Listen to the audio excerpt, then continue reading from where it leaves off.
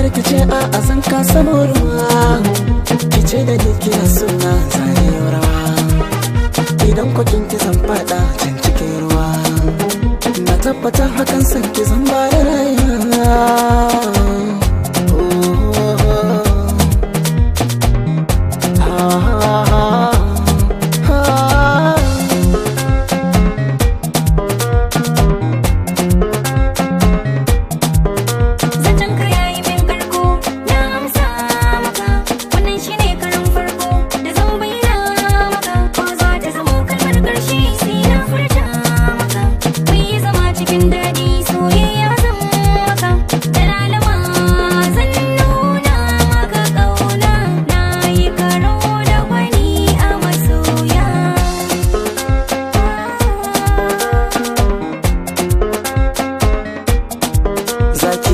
Sa ya kai dole ne a kira shi sarki, haduwar mana kawai da san kai dan ko ta ina wallakin kai.